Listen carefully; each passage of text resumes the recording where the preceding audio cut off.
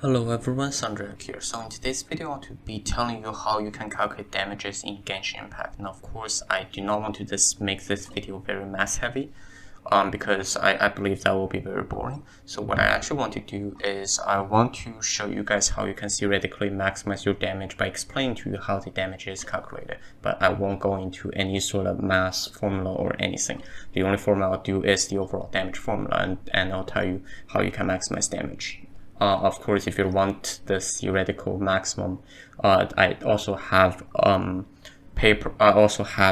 text version of this guide. It's on HoloLab. I posted a while back, so you can also check that out.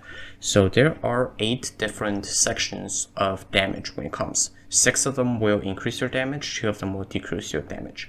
Overall, with these 6 multiplied together, you are able to get a number that is your final damage, basically. So it's a multiplication, which means the best way to maximize damage is to make sure every one of these 8 numbers are as similar to each other as possible in terms of value differences. Now, of course, that is impossible, but for all these sections we have control over, we can try to make sure they are as evenly distributed as possible for maximum damage.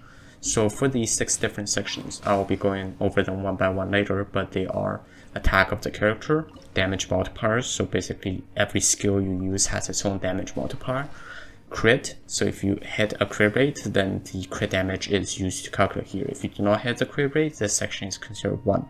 The first one is damage from elemental reactions. This will differ whether you use transformative or non-transformative reactions. The fifth one is damage bonus.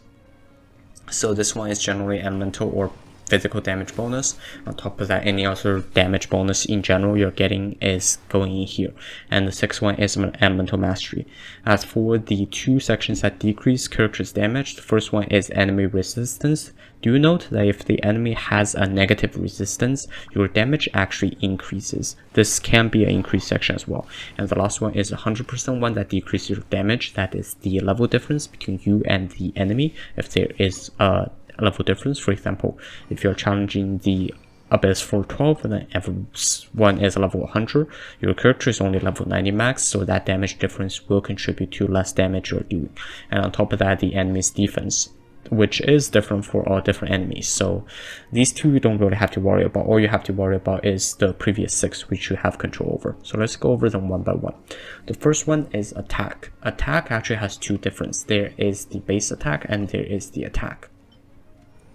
So base attack is only contributed by the character's own attack number. For example, a character specifically ascended to level 90 has X amount of attack. That is the character's base attack. And the second one comes from the base attack of the weapon.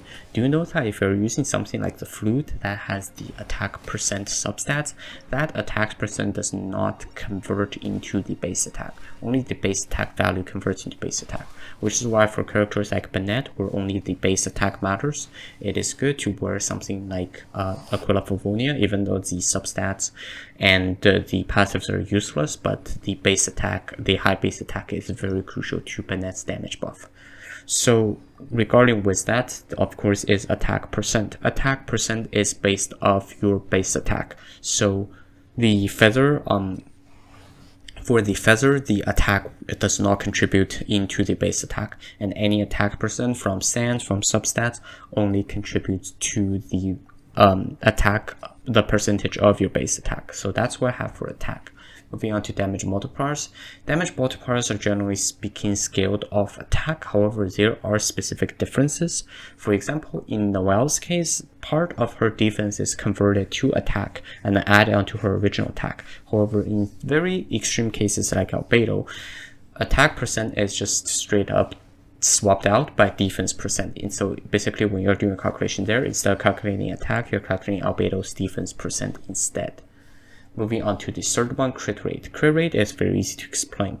The crit rate is the chance you have of landing a crit hit. Whenever the crit hit happens, you do the crit damage. So if you have 130 crit damage, you actually do overall 230 damage of the original hit. How does it work? Because the default crit damage is 100%, they're not going to tell you there. So overall, whenever you land a crit, you have to do the original damage, which is the 100%, plus the extra crit damage, which in this case is 130%, which lands you a total of 230%. That's how crit damage works. The first one is elemental or physical bonus. This one can only be get from artifact substats, generally speaking the 2Ps of a lot of the artifacts, and on top of that, this one can also be contributed by using the goblet, the corresponding elemental damage bonus, and of course characters like John Lee also ascends with elemental damage bonus. And finally, this one also contributes to the just general damage bonus, like the 2Ps Noblesse Oblige, which has the 20% bonus on burst, and also characters like Yoimiya's E also comes into this section. So basically, this is any damage bonus that does not count into crit, damage multipliers, or attack goes in here. The fifth one is elemental reactions. Elemental reactions works very differently. I do have quite a few videos on that, so I won't go into detail here. But generally speaking, if you're looking at vaporize or melt, just multiply the numbers by 1.5 or 2, depending on which side it's triggered from, or if it's any other reactions, then the elemental mastery does come into play here as well. So basically the original damage, the new damage is the original damage times the ratio times 1 plus the elemental mastery damage bonus is the exact formula. I do not want to go into the formula, however, this is something I should probably do here. And finally is elemental mastery, which counts into its own thing.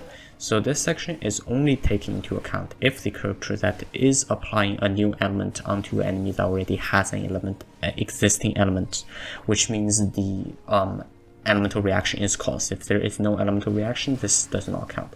There is no specific formula for it. What you have to do is you will have to look under the character details, under the elemental mastery section. It will tell you what it buffed by. For example, before the 1.6 buff, Sucrose with an elemental mastery of 679 will be looking at 90% melt and vaporize buff, overload, superconduct, electro charge, shatter, and swirl buff by 217%, and crystallized absorption buff by 145.